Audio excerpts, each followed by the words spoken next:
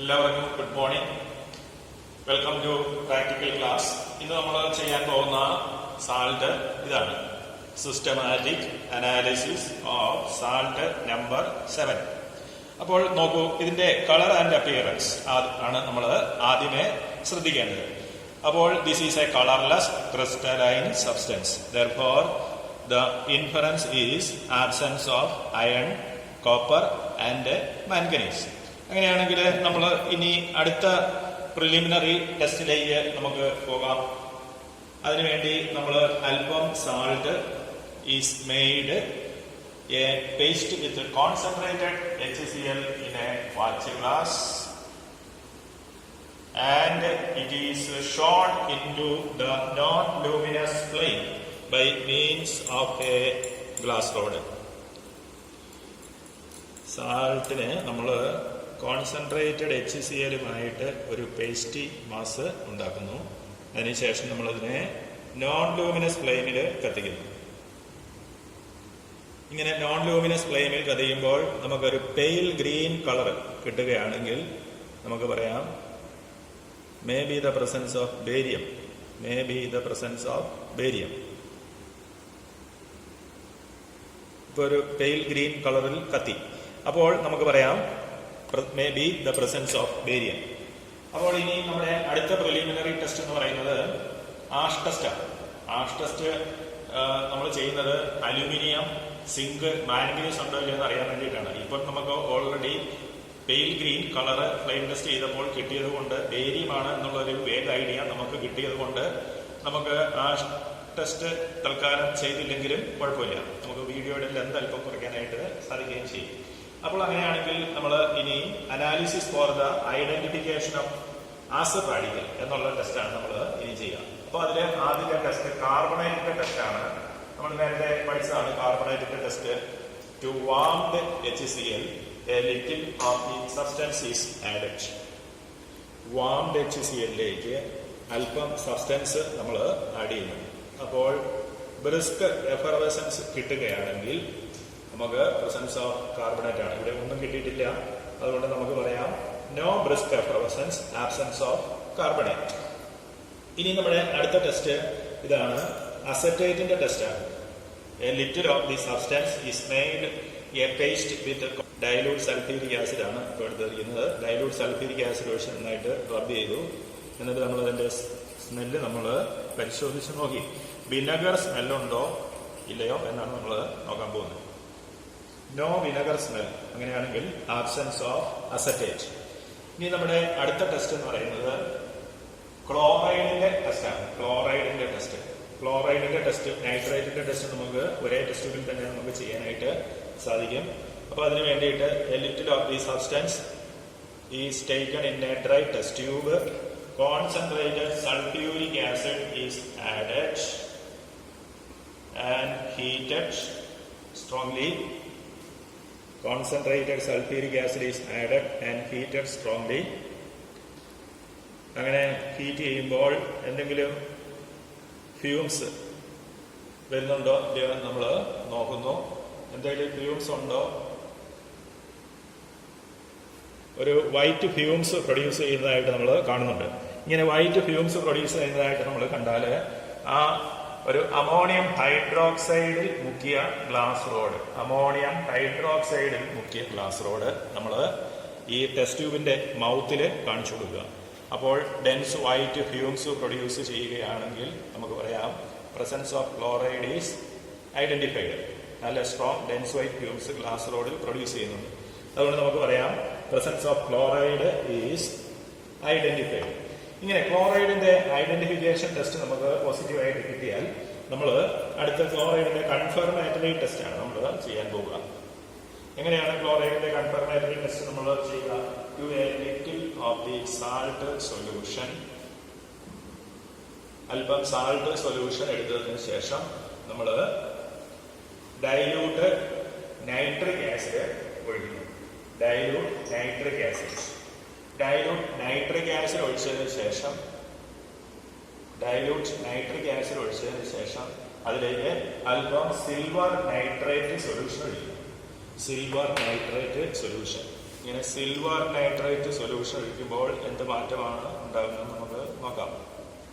Silver nitrate solution ഒഴിച്ചപ്പോൾ ഒരു white curdy precipitate നമുക്ക് കിട്ടി. ഇങ്ങനെ വൈറ്റ് കേർഡി പ്രസിപ്പിറ്റേറ്റ് കിട്ടിയാൽ നമുക്ക് പറയാം presence of chloride is confirmed. ഈ കിട്ടിയ വൈറ്റ് കേർഡി പ്രസിപ്പിറ്റേറ്റിൽ ഒരു അല്പം വേറൊരു ടെസ്റ്റ് ട്യൂബിലേക്ക് നമ്മൾ മാറ്റുന്നു. എന്നിട്ട് നമ്മൾ ഈ ഇതിലേക്ക് അമോണിയം ഹൈഡ്രോക്സൈഡ് സൊല്യൂഷൻ ഒഴിക്കുന്നു. ഈ വൈറ്റ് കേർഡി പ്രസിപ്പിറ്റേറ്റിലേക്ക് അമോണിയം ഹൈഡ്രോക്സൈഡ് സൊല്യൂഷൻ ഒഴിക്കാൻ പോവാണ്. അമോണിയം ഹൈഡ്രോക്സൈഡ് സൊല്യൂഷൻ ഒഴിക്കുമ്പോൾ കിട്ടിയ വൈറ്റ് കേർഡി പ്രസിപ്പിറ്റേറ്റ് നന്നായിട്ട് ഡിസോൾവ് ചെയ്തു. ഇങ്ങനെ ഡിസോൾവ് ചെയ്താൽ നമുക്ക് പറയാനായിട്ട് സാധിക്കും presence of chloride is again confirmed. ഇനി വേണമെങ്കിൽ നമുക്ക് ക്ലോറൈഡിന്റെ ഒരു കൺഫർമേറ്ററി ടെസ്റ്റും കൂടെ നമുക്ക് വേണമെങ്കിൽ ചെയ്യാനായിട്ട് സാധിക്കും. അതെങ്ങനെയാണ്? അല്പം സാൾട്ട് സൊല്യൂഷനിലേക്ക് നമ്മൾ കോൺസെൻട്രേറ്റഡ് സൾഫ്യൂരിക് ആസിഡും മാംഗനീസ് ഡയോക്സൈഡും കൂടി ആഡ് ചെയ്ത് സ്ട്രോങ് ആയിട്ട് ഹീറ്റ് ചെയ്യുമ്പോൾ ഗ്രീനിഷ് യെല്ലോ ഗ്യാസ് കിട്ടുകയാണെങ്കിൽ നമുക്ക് പറയാനായിട്ട് സാധിക്കും presence of chloride is again confirmed. അങ്ങനെയാണെങ്കിൽ നമുക്കിനി കാറ്റോണിന്റെ അനാലിസിസിലേക്ക് പോകാം. എങ്ങനെയാണ് കാറ്റോണിന്റെ അനാലിസിസ് ചെയ്യുക? കാറ്റോണിന്റെ അനാലിസിസ് ചെയ്യാനായിട്ട് നമ്മൾ ആദ്യമേ കുറച്ച് സാൾട്ട് സൊല്യൂഷൻ നമ്മൾ പ്രിപ്പയർ ചെയ്ത് വെക്കുക. Salt dissolved in water is called salt solution. ഇങ്ങനെ സാൾട്ട് സൊല്യൂഷൻ നമ്മൾ കുറച്ച് പ്രിപ്പയർ ചെയ്ത് വെച്ചു. നമ്മൾ ഈ സാൾട്ട് സൊല്യൂഷൻ ഒരല്പം ഒരു ടെസ്റ്റ് ട്യൂബില് എടുക്കുന്നു. 0 ഗ്രൂപ്പില് അമോണിയം ഉണ്ടോ ഇല്ലയോ എന്നറിയാൻ വേണ്ടിയിട്ട് നമ്മൾ അല്പം സോഡിയം കാർബണേറ്റ് സൊല്യൂഷനിലേക്ക് ഒഴിക്കാൻ പോവുകയാണ്. Sodium carbonate solution is added to a little of the salt solution. White precipitate is obtained. Therefore, the absence of 0 group ammonium ഇല്ല. അങ്ങനെയാണെങ്കിൽ നമ്മൾ ഇനി അടുത്ത ടെസ്റ്റ് നമുക്ക് ചെയ്യാം. അടുത്ത ടെസ്റ്റ് നമ്മൾ ചെയ്യുന്നത് എങ്ങനെയാണ്? A little of the salt solution dilute HCl is added. ഇങ്ങനെ ഡൈലൂട്ട് HCl ആഡ് ചെയ്യുമ്പോൾ വൈറ്റ് പ്രസിപ്പിറ്റേറ്റ് കിട്ടിയാൽ presence of lead first group. Here there is no precipitate, absence of lead. അങ്ങനെയാണെങ്കിൽ സെക്കൻഡ് ഗ്രൂപ്പിൽ എന്തെങ്കിലും ഉണ്ടോ ഇല്ലയോ എന്നറിയാൻ വേണ്ടിയിട്ട് നമുക്ക് ഒരു ഡ്രോപ്പ് H2S ആഡ് ചെയ്യാം. A drop of H2S is added. No characteristic observation, absence of second group. അങ്ങനെയാണെങ്കിൽ നമുക്ക് ഇനി അടുത്ത തേർഡ് ഗ്രൂപ്പിൽ എന്തെങ്കിലും ഉണ്ടോ ഇല്ലയോ നമുക്ക് നോക്കാനായിട്ട് അല്പം സാൾട്ട് സൊല്യൂഷനിലേക്ക് നമ്മൾ അമോണിയം ക്ലോറൈഡ് ആഡ് ചെയ്യുന്നു.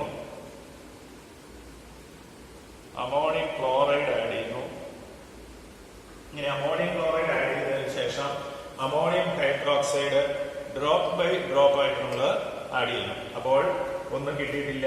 അപ്പോൾ നമുക്ക് പറയാനായിട്ട് സാധിക്കും തേർഡ് ഗ്രൂപ്പില് ഒന്നുമില്ല. തേർഡ് ഗ്രൂപ്പിൽ പ്രസിപ്പിറ്റേറ്റ് ഒന്നുമില്ല. അതുകൊണ്ട് ആബ്സെൻസ് ഓഫ് അലുമിനിയം. നമ്മൾ ഫോർത്ത് ഗ്രൂപ്പിൽ എന്തെങ്കിലും ഉണ്ടോ ഇല്ലെന്ന് അറിയാൻ വേണ്ടിയിട്ട്, സിങ്ക് ഉണ്ടോ ഇല്ലെന്ന് അറിയാൻ വേണ്ടിയിട്ട് ഇതിലേക്ക് തന്നെ അല്പം ഹൈഡ്രജൻ സൾഫൈഡ് ആഡ് ചെയ്യുന്നു. അപ്പോൾ ഹൈഡ്രജൻ സൾഫൈഡ് ആഡ് ചെയ്യുമ്പോൾ ഇവിടെ നോ ക്യാരക്ടറിസ്റ്റിക് ഒബ്സർവേഷൻ ആണ്. അതുകൊണ്ട് നമുക്ക് പറയാം ഫോർത്ത് ഗ്രൂപ്പിൽ സിങ്ക് ഇല്ല. ഇനി നമ്മൾ ഫിഫ്ത്ത് ഗ്രൂപ്പിൽ എന്തെങ്കിലും ഉണ്ടോ ഇല്ലയോ എന്ന് അറിയാൻ വേണ്ടിയിട്ട് നമ്മൾ ഫിഫ്ത്ത് ഗ്രൂപ്പ് റിയേജൻസ് ആഡ് ചെയ്യണം. അതിനുവേണ്ടി നമ്മൾ ചെയ്യാൻ പോകുന്നത് ഇതാണ്. To a little of the salt solution ammonium chloride,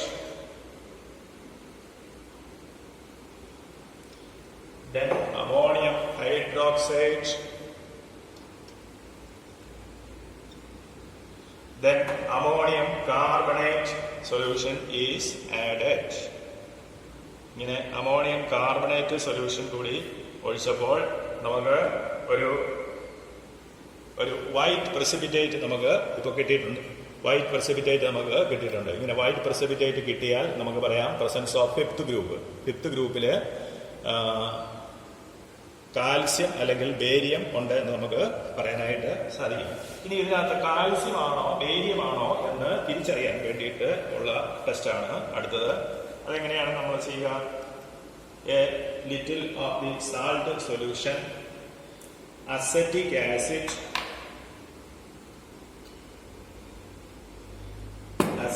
acid and potassium chromate solution is added. This is potassium chromate. It is an yellow solution when it is added to this salt solution, which is acidified with acetic acid. If we are getting an yellow precipitate, which indicates the presence of barium. What is the difference between yellow solution and yellow precipitate? We are going to see. അപ്പോൾ നമുക്കൊരു yellow precipitate കിട്ടി. അപ്പോൾ നമ്മൾ പറയാൻ പോവാണ് presence of barium. ഇനി ബേരിയത്തിന്റെ presence നമ്മൾ ഇപ്പോൾ കൺഫേം ചെയ്ത് കഴിഞ്ഞു. ഇനി വീണ്ടും ബേരിയം ഉണ്ടോ ഇല്ലയോ എന്ന് അറിയാൻ വേണ്ടിയിട്ട് നമ്മൾ ആദ്യം ചെയ്ത ഫ്ലെയിം ടെസ്റ്റ് വീണ്ടും ആക്യുറേറ്റ് ആയിട്ട് ഒന്നും കൂടെ വേണമെങ്കിൽ നമുക്ക് ചെയ്യാം. അപ്പോൾ എപ്രകാരമാണ് നമ്മൾ ഇത് ഒബ്സർവേഷൻ ബുക്കിലും റെക്കോർഡിലും നമ്മൾ റിപ്പോർട്ട് ചെയ്യുക? ആദ്യം നമ്മൾ ഹെഡിങ് എഴുതി systematic analysis of salt number 7, marginal number 9, ഇന്നത്തെ ഡേറ്റ്, അതിനുശേഷം preliminary test, colour and appearance, flame test positive ആയിട്ട് എഴുതി, may be the presence of barium. അതേപോലെ ആഷ് ടെസ്റ്റ് നമ്മൾ എഴുതി. അതിനുശേഷം ഐഡന്റിഫിക്കേഷൻ ഓഫ് ആസിഡ് റാഡിക്കൽ, നമുക്ക് ക്ലോറൈഡിന്റെ ടെസ്റ്റാണ് പോസിറ്റീവായിട്ട് കിട്ടിയത്. അതിനുശേഷം ക്ലോറൈഡിന്റെ 2 കൺഫർമേറ്ററി ടെസ്റ്റുകൾ.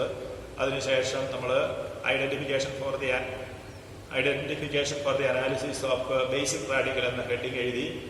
അതിനുശേഷം നമ്മൾ 5th ഗ്രൂപ്പിൽ പ്രസൻസ് കിട്ടി. 5th ഗ്രൂപ്പിൽ ബേരിയം ആണോ കാൽസ്യം ആണോ എന്ന് നമ്മൾ ഐഡന്റിഫൈ ചെയ്തു. അങ്ങനെ നമ്മൾ ബേരിയത്തിന്റെ പ്രസൻസ് കിട്ടി. അങ്ങനെ അവസാനം നമ്മൾ result the given inorganic salt is barium chloride ബ്രാക്കറ്റിൽ BaCl2 എന്ന് നമ്മൾ ബ്രാക്കറ്റിൽ എഴുതി അവസാനിപ്പിക്കുക. വീണ്ടും നമ്മൾ അടുത്ത പ്രാക്ടിക്കൽ ക്ലാസ്സിൽ നമുക്ക് കാണാം. എല്ലാവർക്കും നന്ദി.